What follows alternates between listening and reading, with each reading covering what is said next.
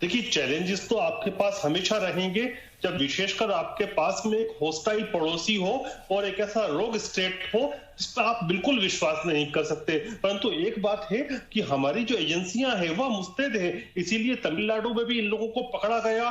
और आप देखिए कि कश्मीर में भी 5 तारीख के बाद से, जब से धारा 370 को स्क्रैप किया गया है, उसके बाद से एक भी दहशतगर्दाना वाकया कुछ भी नहीं आया सामने। तो हमारी एजेंसीज, हमारी फौज, हमारी गवर्नमेंट सब अलर्ट है। अब पाकिस्तान के पास देखिए, कल की आप बॉडी लैंग्वेज देखिए मोदी जी की और ट्रंप साहब की, तो जो बॉडी लैंग्वेज थी उसके बाद पाकिस्तान की बौखलाहट होना स्वाभाविक थी। और पाकिस्तान ने अंतोगत्वा क्या किया, उन्होंने, इमरान खान साहब ने वही जो हमेशा का एक रैटल बजाते हैं, झुनझुना बजाते हैं कि हम न्यूक्लियर आर्म्ड स्टेट से वो किसी हद तक भी जा सकते हैं, उसी झुनझुने को वापस बजाया। लेकिन इस बार बजाया किसके लिए है? उन्होंने भारत के लिए नहीं बजाया। इस बार वो डोमेस्टिक ऑडियंस को संबोधित कर रहे थे, क्योंकि वहां पर डोमेस्टिक ऑडियंस में भी काफी रोष है। और उन्होंने एक और बात की कि हर जुमे के दिन 1 घंटे के लिए सब लोग सड़कों पर निकले।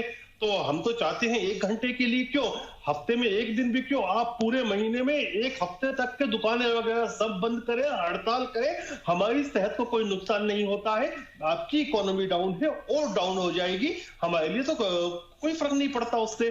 तो इमरान खान की बौखलाहट है और डेफिनेटली पाकिस्तान वर्तमान में पूरी कोशिश कर रहा होगा कि वो किसी न किसी तरह की आतंकवादी हमला करे और यहाँ की फिजा को खराब करे। लेकिन हम लोग भी सतर्क हैं।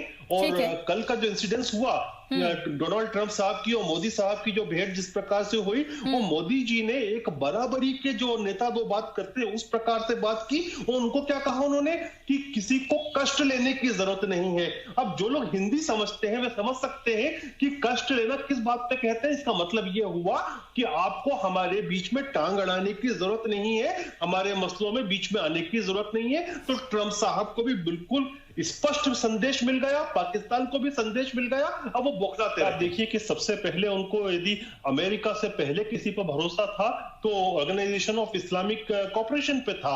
उसमें जो प्रमुख 2 सदस्यों ने तो एक तरह से पूरी तरह से यूनाइटेड अरब एमिरेट्स ने पूरी तरह से खुलकर धारा 370 पर कहा कि भारत का अंदरूनी मामला है। उसके बाद बहरीन ने, नरेंद्र मोदी जी को बहरीन ने और यूनाइटेड अरब एमिरेट्स ने, दोनों ने अपना सबसे बड़ा नागरिक सम्मान दिया।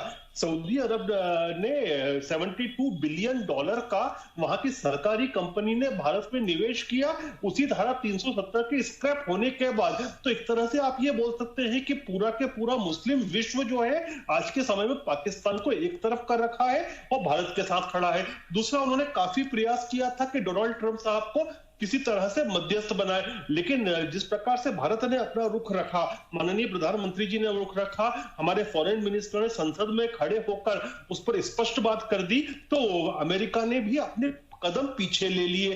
और मुझे कोई, देखिए अभी हम चर्चा कर रहे थे कि अमेरिका उनका भी समर्थन करता है, कभी हमारे साथ रहता है।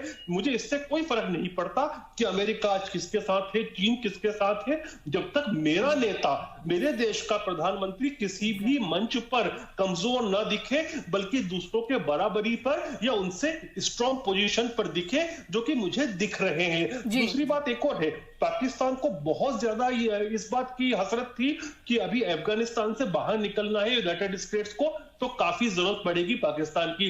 लेकिन मुझे ऐसा लगता है अभी तक जो 8 बार अमेरिका ने वहां तालिबान से वार्ता की है, तो अमेरिका भी समझ गया है शायद कि तालिबान के साथ उसको कैसे बात करनी है, पाकिस्तान के ऊपर इतनी डिपेंडेंसी नहीं है। और उन्होंने बीच में जो एक कतर वाला एंगल रखा है कि बार बार जो मुलाकातें कतर में करते हैं, तो कहीं ना कहीं कतरी गवर्नमेंट को भी पाकिस्तान के अथवा बीच में डाल रहे हैं अफगानिस्तान की जंग को सुलझाने के लिए।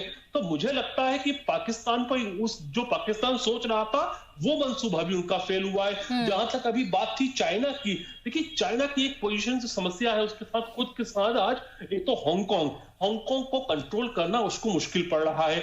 दूसरा, जो उसकी इकोनॉमी है वो ट्रेड वॉर की वजह से सफर हो रही है। तो चाइना इस पोजीशन में आज की तारीख में नहीं है कि एक और फ्रंट खोल ले, तो अभी हमारे लिए विन विन सिचुएशन है, वो उसका हमको लाभ भी मिलेगा। पाकिस्तान तो देखिए उसकी ये फितरत में है कि प्रॉक्सी वॉर लड़ना, और विशेषकर कारगिल के बाद तो वो समझ चुका है कि हम हिंदुस्तान की आर्मी से डायरेक्ट वॉर नहीं लड़ सकते, तो वो इसी तरह की प्रॉक्सी वॉर के माध्यम से कुछ ना कुछ खुराफात करता रहता है। और जियाउल हक की जो डॉक्ट्रिन थी कि ब्लीड इंडिया फ्रॉम 1000 वुंड्स, तो उसके ऊपर वो लगातार चल रहे हैं, उनकी आर्मी चल रही है, उनकी आईएसआई चल रही है। लेकिन ठीक है, हम अपनी तरफ से प्रिपेयर्ड है, और हमने एक बात और बता दी है कि ये भारत बदल चुका है, ये अब डिफेंसिव भारत नहीं है, टाइम पड़ने पर ऑफेंसिव भारत है। आपने उरी किया तो हमने सर्जिकल स्ट्राइक किया, आपने पुलवामा किया तो हमने बालाकोट किया, आप यदि कुछ और करेंगे तो हम उससे बढ़कर आगे कुछ और करेंगे। तो एक संदेश तो पाकिस्तान को मिल चुका है। और पाकिस्तान की जो आंतरिक स्थिति है, देखिए हम अभी बात कर रहे थे कि बिलावल साहब ने क्या बोला, वो उनका आंतरिक मामला है, डेफिनेटली उनका आंतरिक मामला है। लेकिन एक बात तो हमको समझ में आती है कि वहां की स्थिति क्या चल रही है। उनका जो बिलावल साहब का बयान है वो उसको दर्शाने के लिए पर्याप्त है। और वास्तव बात भी यह है, जिस दिन आर्टिकल 370 को, अनुच्छेद 370 को स्क्रैप किया गया था, उस दिन मैं शारजाह में था।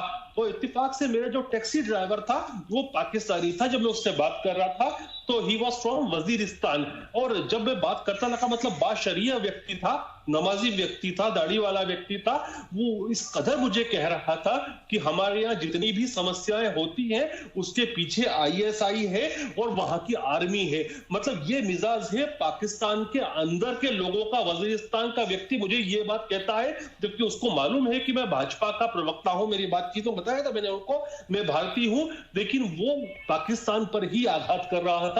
तो जो इमरान खान साहब कह रहे हैं ना कि लोग हर जुमे को 1 घंटे उतरे, तो कहीं ऐसा नहीं हो, जो उसकी मुझे पूरी संभावना दिख रही है कि ये बाजी पलट भी सकती है। कश्मीर तो आएगा नहीं, लेकिन हो सकता है कि बलूचिस्तान या सिंधु देश अलग हो जाए इस तरह से। जी बिल्कुल, तो वही तोड़े पाकिस्तान के लिए, क्योंकि आपका प्लेटफॉर्म उर्दू का हिंदुस्तान का सबसे बड़ा प्लेटफॉर्म है, और आजकल ऑनलाइन युग में सब उस तरफ वाले भी देखते हैं सभी को। तो मैं पाकिस्तान वालों को एक संदेश देना चाहता हूं कि अब जो नो फर्स्ट यूज की पॉलिसी थी, अब वो भी एक पुरानी बात हो गई। ये भारत बदल चुका है, अब हम ऑफेंसिव डिफेंस वाला भारत है। ये अगर आवश्यकता पड़ती है तो हम फर्स्ट यूज भी आवश्यकता के हिसाब से कर सकते हैं, फिर बोल रहा हूं आवश्यकता के अनुरूप कर सकते हैं। और पाकिस्तान जो बार बार बात करता है ना कि न्यूक्लियर यूज का, वो न्यूक्लियर यूज की नहीं करता। जो उन्होंने पाइलअप कर रखा है टैक्टिकल न्यूक्स, उसके विषय में बात करता है। लेकिन मैं बड़ा स्पष्टता कहता हूं कि यदि फर्स्ट यूज हम करते हैं तो वो टैक्टिकल न्यूक्स जो है वो किसी काम के नहीं बचेंगे। दूसरी बात, मैं पाकिस्तान की आवाम को एक बात कहना चाहता हूं, हमें आपसे कोई दिक्कत नहीं है। हमें दिक्कत है तो आपके जो डीप स्टेट है, जो आपका आईएसआई और आपका सेना है, उससे दिक्कत है। आप तो हमारे भाई है, 47 से पहले आप हमारे ही थे, तो हमें आपसे कोई दिक्कत नहीं है। परंतु एक बात है कि आपकी सरकार जो आपको कहती है कि परमाणु बम है, परमाणु बम है, इस परमाणु बम का जो स्विच है वह आपके प्रधानमंत्री या सेना के जनरल के हाथ में नहीं है, वो अमेरिका के हाथ में है। ये चाहकर भी उसका उपयोग नहीं कर पाएंगे। कि देखिए ये लोग बार बार जो झुंझुना बजा रहे हैं ना परमाणु युद्ध का या युद्ध की बात का, वो क्यों कर रहे हैं? क्योंकि अभी तक कश्मीर के नाम पर आपके यहाँ की जो सेना थी ना, वो फल फूल रही थी, आपको लूट रही थी और खुद अय्याशी कर रही थी, खुद ऐश कर रही थी। अब यदि वहां की ऑपोजिशन के लीडर्स जैसे मरियम नवाज ने जैसे ही कश्मीर की बात की, उसको जेल में डाल दिया। यदि ये समस्या बढ़ती है तो लोग पूछेंगे कि आप तो हमेशा कश्मीर के नाम पे बात करते थे, आप कहते रहते थे कि आपकी शय रग है, लो हमने दबा दी, भारत ने दबा दी। अब क्या आप युद्ध करोगे? लेकिन युद्ध करना जो पाकिस्तानी सेना है ना, उसके लिए खुद के लिए डेथ वारंट साइन करने जैसा है। तो वो आप लोगों को सड़क पे लाने की बात करेंगे, वो खुद जो है अपने जीएचक्यू में और बैरक्स में आराम से रहेंगे। तो आपको उकसा रहे कि आप सड़क पर आए, आपका दिमाग डाइवर्ट करें, आपका ध्यान डाइवर्ट करें, वो खुद आपको लूटते रहे और ऐश फरमाते रहे। बिल्कुल।